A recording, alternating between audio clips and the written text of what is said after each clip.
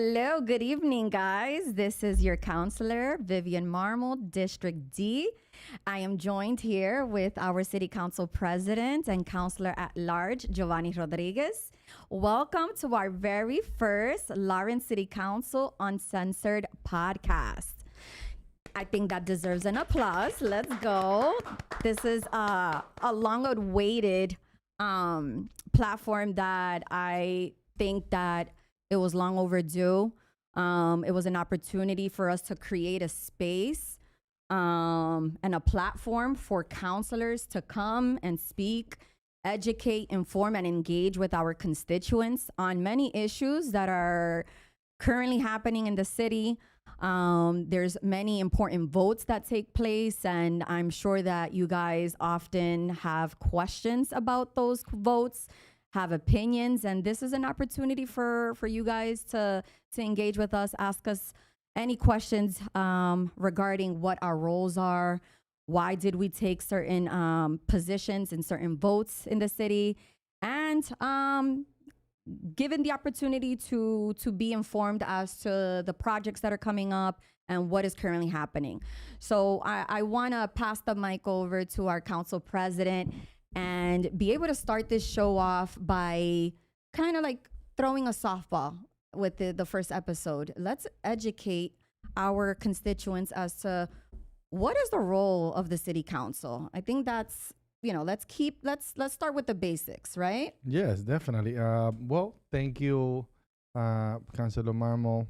Or let's say perhaps that we're going to just call each other as first name. Yes, because please. the main thing of this podcast is to engage with that group of people that not necessarily follow those meetings, and be able to engage with that public that they are interested on getting the information as of why the city council have done such and such, or perhaps why the city council is not getting into specific topics, but they're not necessarily following us through our social media, or perhaps they're not following politics, or they're not following local government.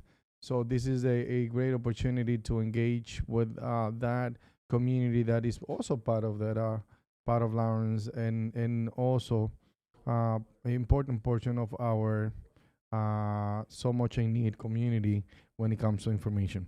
So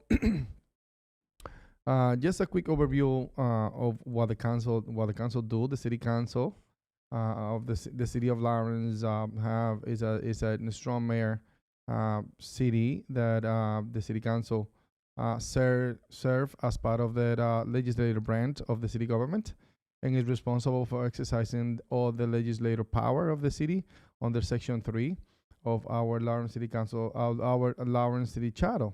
The Lawrence City Council is composed of 9 different members, including 6 district councilors elected from a specific section of the city, and 3 councilors at large, which represent the entire community. Two of the main primary function of the council is to create the creation of ordinance, and as well the approval of our annual budget, operational budget. The city council is elected the president of the city council, as well as the vice president of the city council, and the president of the city council oversees the proceedings. All the councilors participate on meetings, regular meetings, and special meetings, where they debate all the measure bringing in front of us. They vote on specific measures, including ordinance, approve appropriation orders, and establish rules and regulations and procedures when it comes to the city council or the day-to-day operation of the city.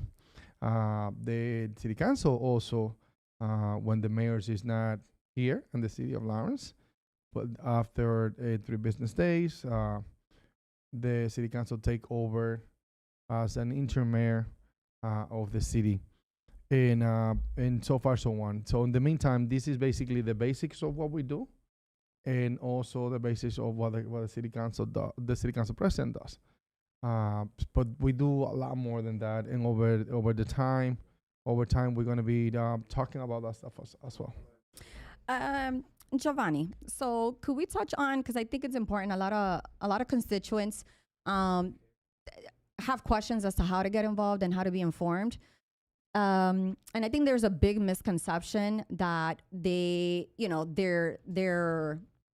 challenges, their frustrations are not heard, or we're not, like, do you mind explaining a little bit as to how public participation functions?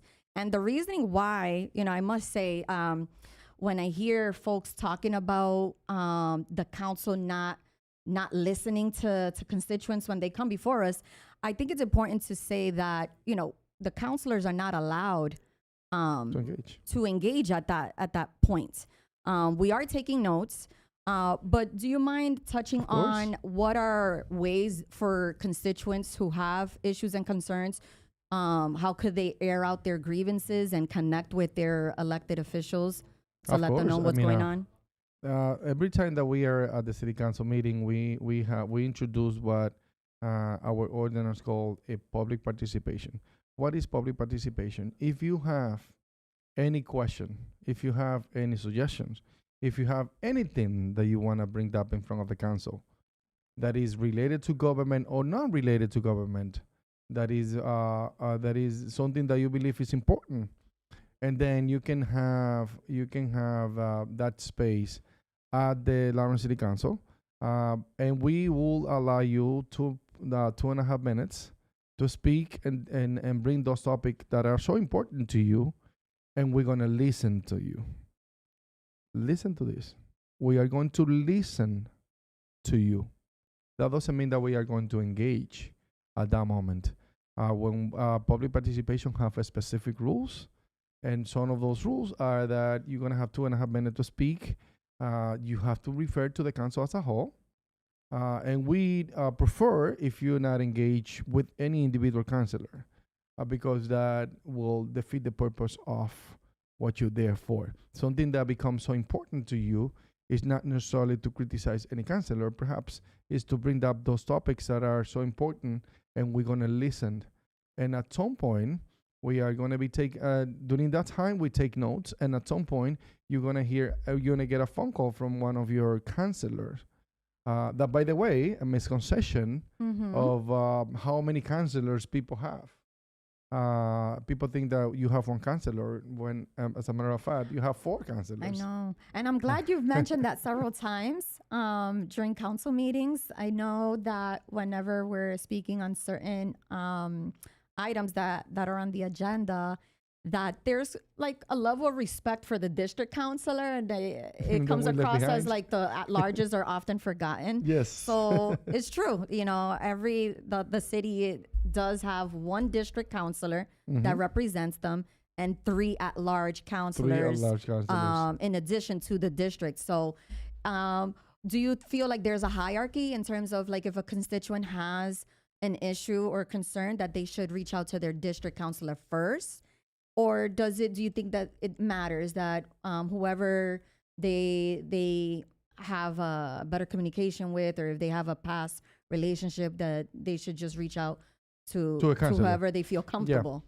Yeah. Listen, I'm in a special position in the council because as many people knows, but not necessarily everybody knows, I've been in the council now for 11 years. And my first 8 years of council experience, or me serving as a councilor, I was representing District D, the district that you represent today. So I was a district councilor at some point. And then I actually went over to and run for a large councilor. So which means that I have a lot more, you have a larger vision perhaps for the city, which the intent of a large councilors is for you to see the larger umbrella of the city instead of focusing on one area. Do you think that? But it is important to recognize that when you are a large councilor, I believe that a lot of people have the misconception of just reach out to your district councilor, and no, you have 4 different councilors that if we working towards the benefit of the community and not ourselves, and then we should serve at the same level of respect that constitutes. Um, and I believe that by doing that, people will have the level of service that they deserve, and that's why they elect all of the councilors. I agree. I agree. And I think it's also, it alleviates the burden on like the district counselor, especially as a new counselor. You're learning how to navigate and manage, like, oh, who should I go to when it comes to a public safety issue? Is it DPW? Is it inspectional services? So allowing yourself to, receive help from your at-large counselors It's to great. navigate through this process, I think it facilitates my role as counselor. Yeah, Um, 100% agree. I know we all have opinions. What the role is of a district counselor and at large? Is there a difference?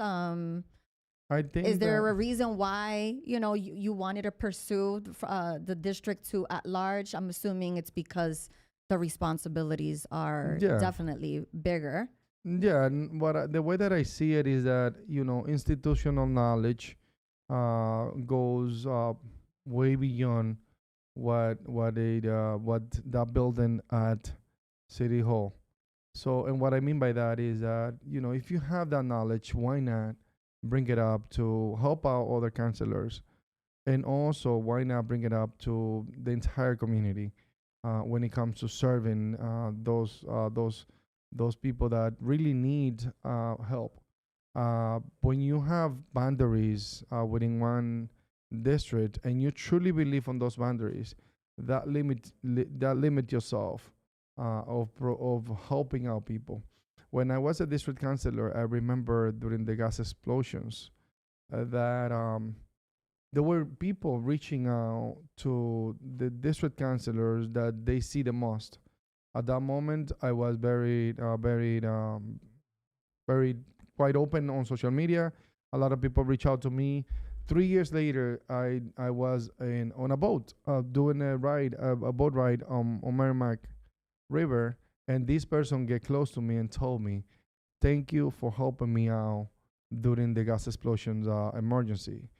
And I was like, well, I feel like at that point I was like I had nothing to say, because that's the role of a public servant, helping without knowing where they come from.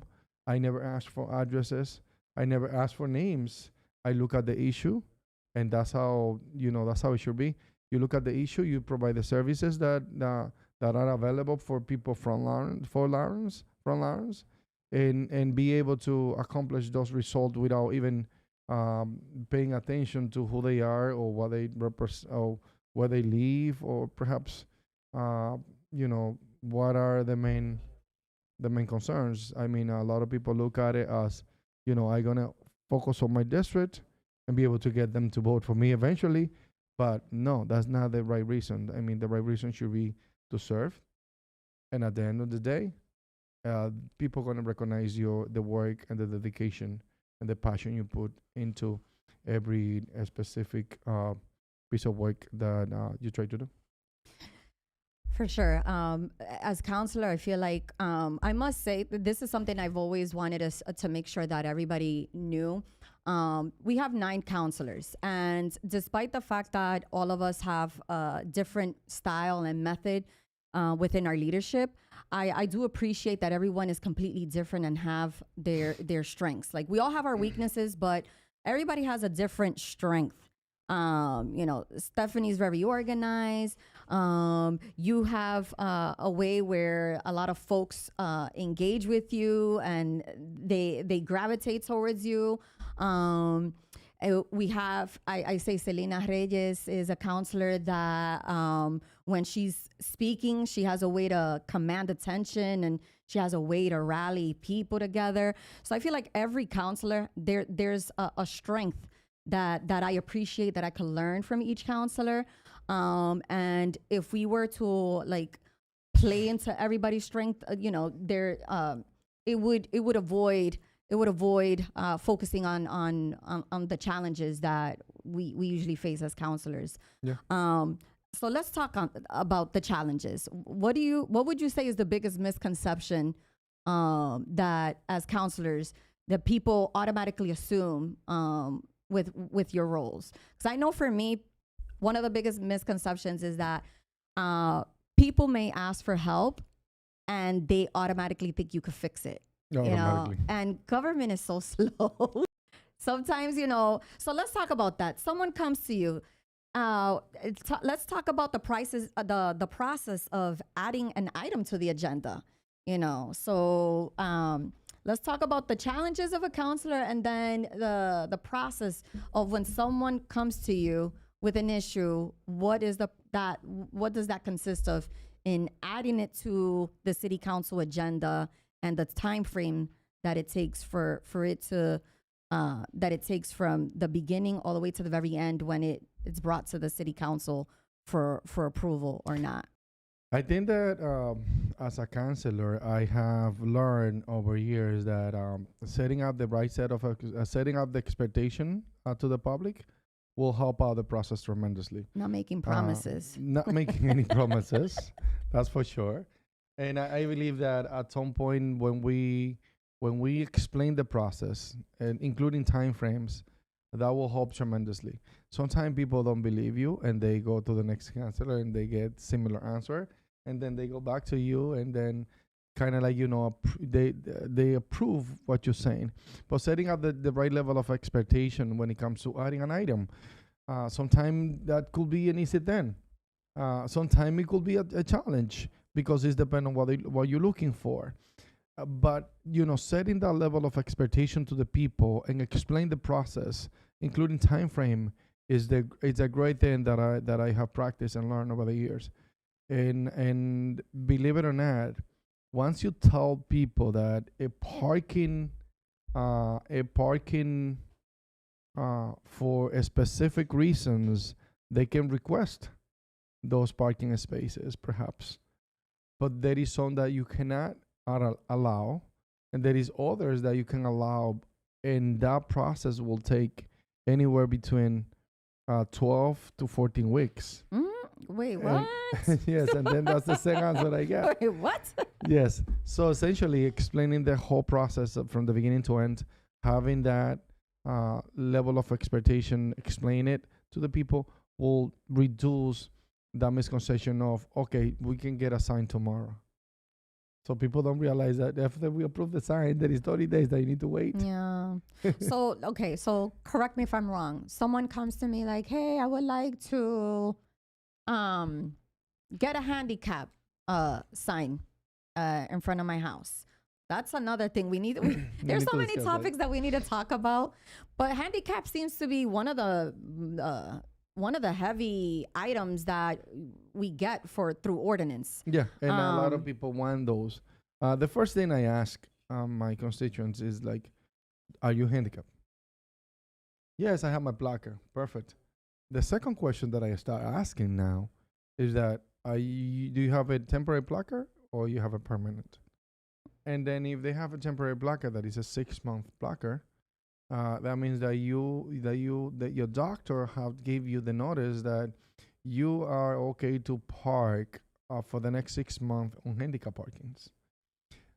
Is that going to be enough time for us to proceed, publish, wait for the installation, wait for the 30 days period, going through different committees and going through the city council for approval? Do you have, out of those 6 months, do you have 3.5 months to go through that process? So that's the level of expectation I explain now. And also, I don't think it will be even fair for the community as a whole that you have a handicap placard for 6 months, and then if you're okay to kind of like do normal mobility, to have a handicap parking, to be able to remove it like in 8 months from now. It's like going through that process is like it is good to explain to people like what is it that it takes for us to get a handicap parking in front of you. And also it is important to recognize that even though we put it in front of your house, we place that sign in front of your house, that doesn't mean that that sign That it's for belong to you. you. I know. I think that's It the belong to biggest anybody. misconception. Yeah, it's a huge misconception. They think it belongs to them. Yes. And it could be anyone that it could be a visitor that happens to be Exactly. handicapped and they're visiting Or it somebody could in be that block somebody. It could be somebody that happened in Brockford Street. It could be somebody that live in the same building. on the same building. Oh, that's And use it. true. Yes. And we have somebody in Brockford Street that they requested the handicap parking.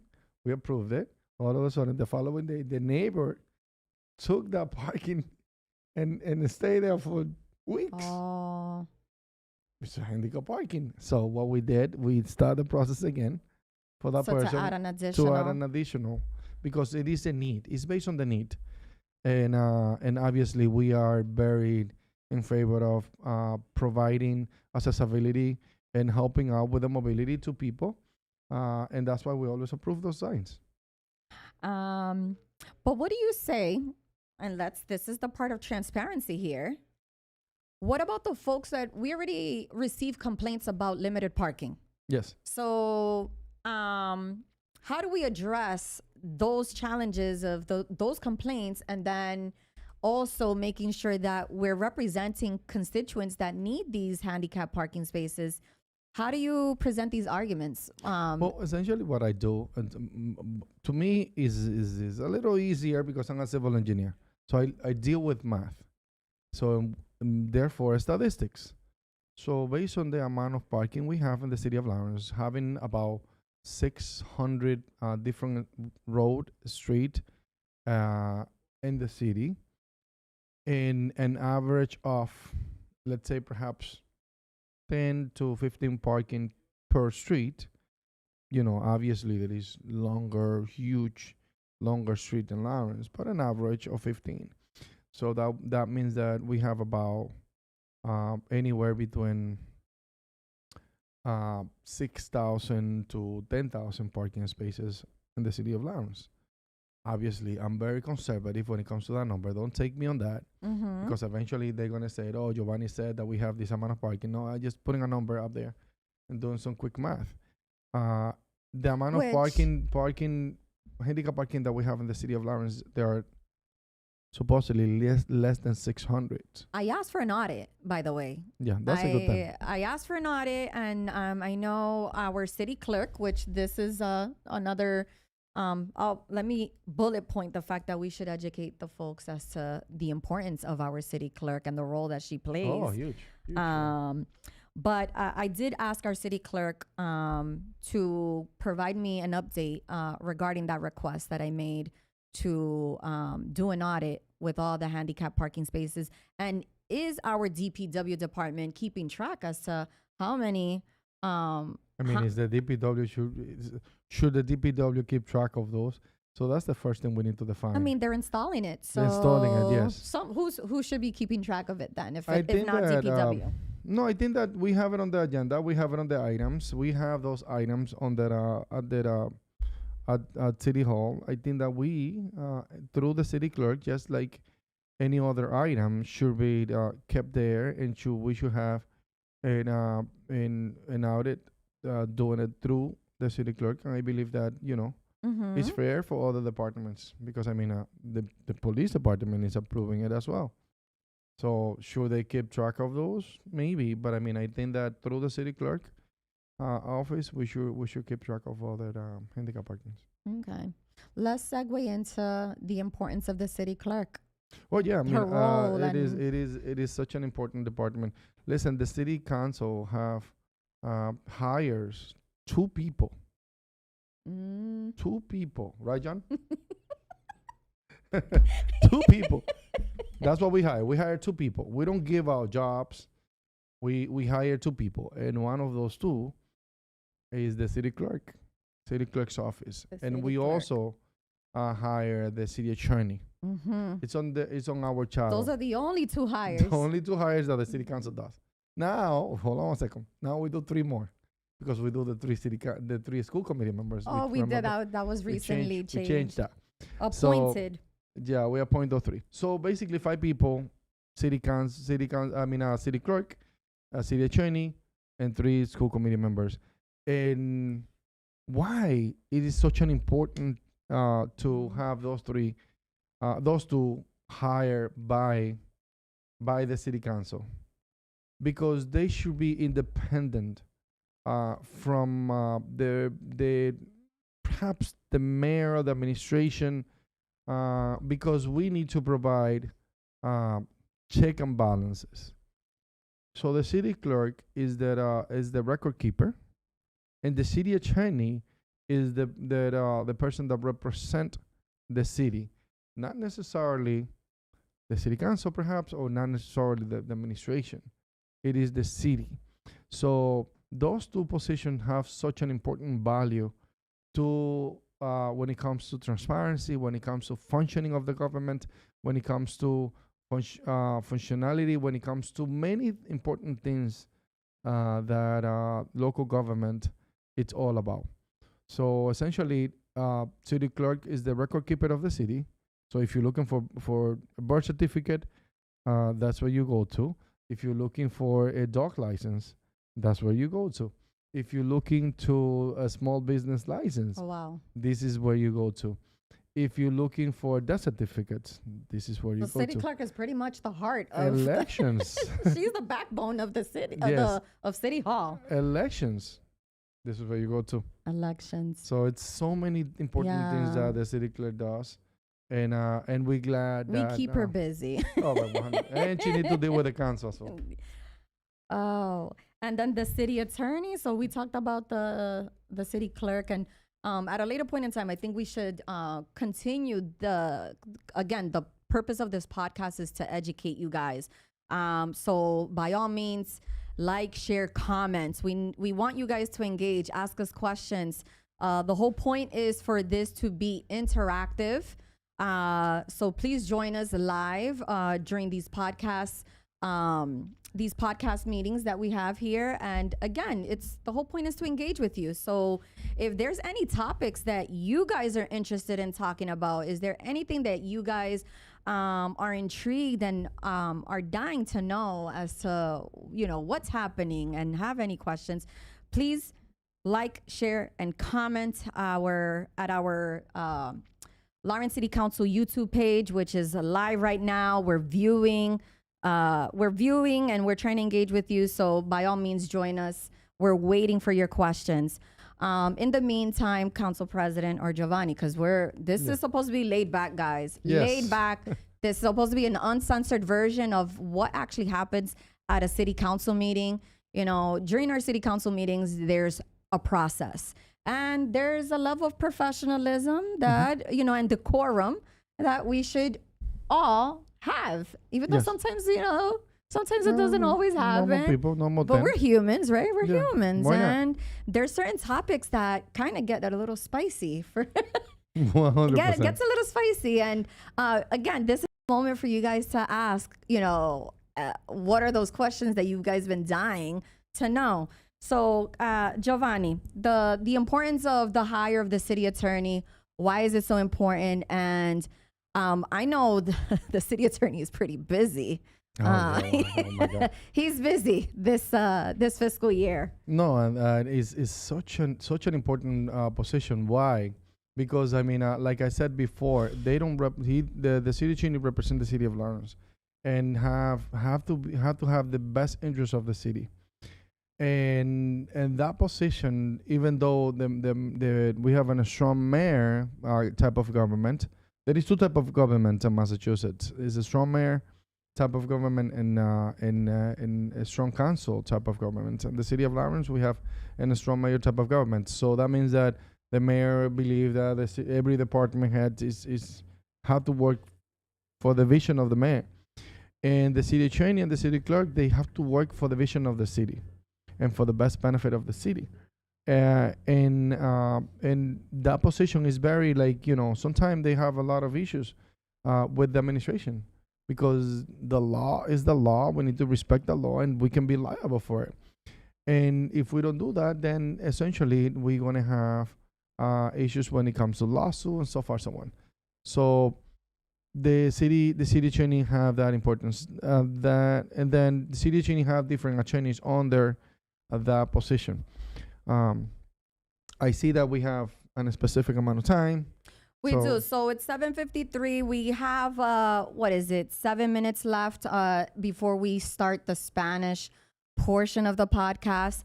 Again, you know, the whole purpose of the podcast, we're doing an English version to make sure that all of our constituents are able to engage. All of our constituents feel represented and heard.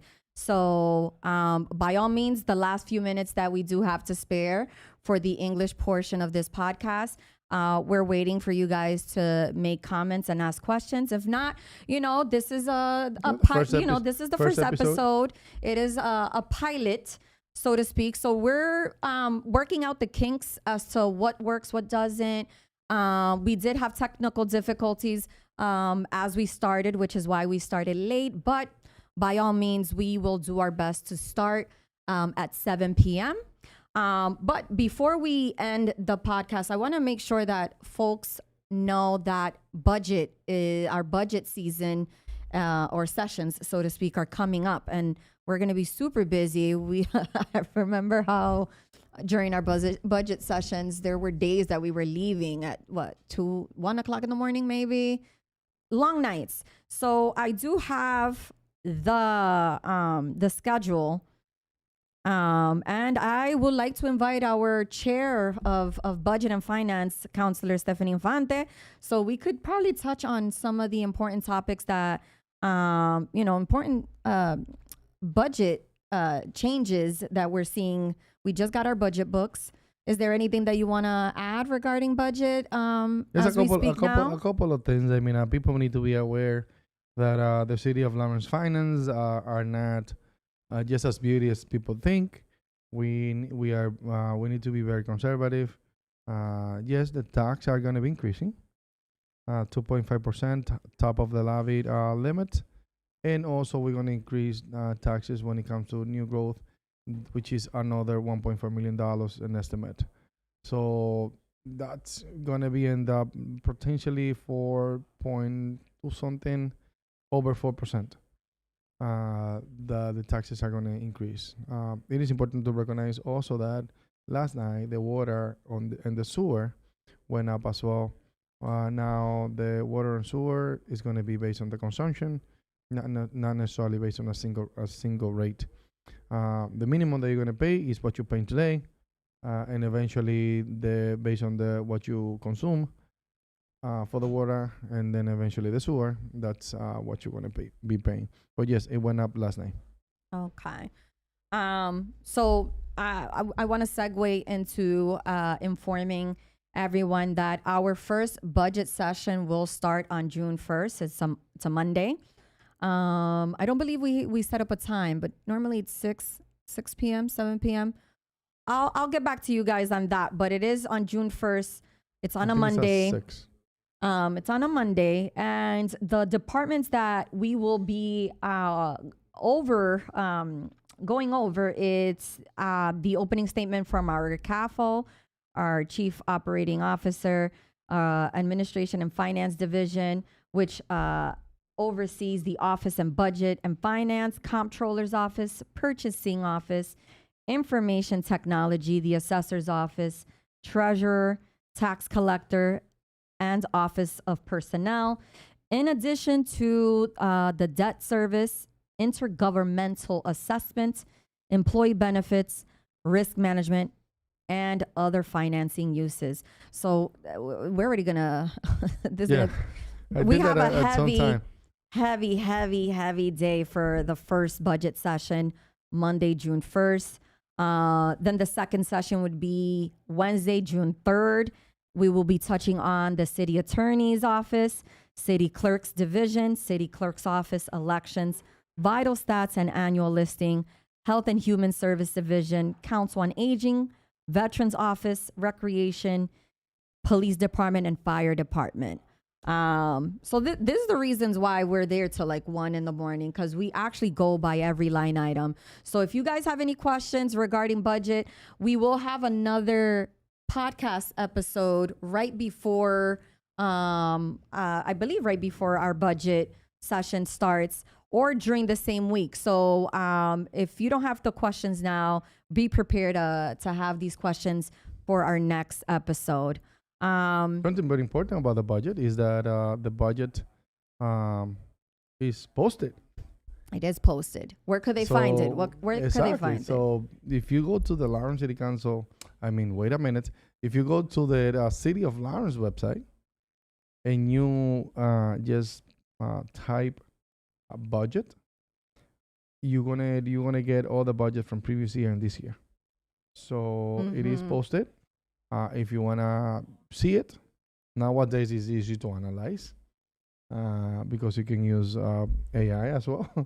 And eventually, you as a regular citizen, you're gonna be able to understand the budget and see all the numbers, see previous salaries, current salaries, any update when it comes to any potential departments, how that gonna impact our community, and as many people says, you gotta follow the money, and then you find out how the government work. Yeah, we have a lot of homework to do.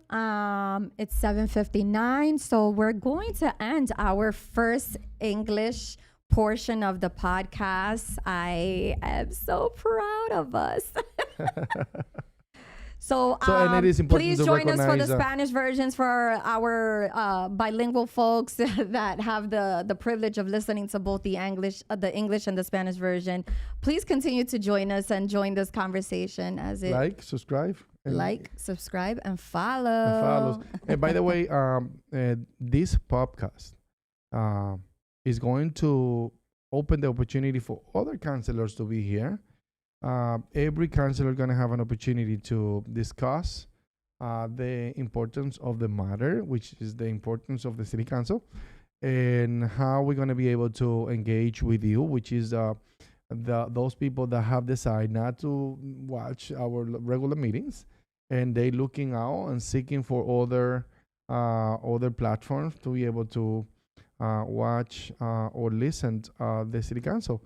By the way, we also going to have a TikTok account soon. Oh, really? Yes. Because we're going to have as many platforms as possible, so we can get and we can do more outreach to the youth, and they're going to be able to. I like that. They're going to be able to learn more. This is thinking outside of the box, you know? Yeah. One of the roles as counselors is thinking outside of the box. Yes. Right.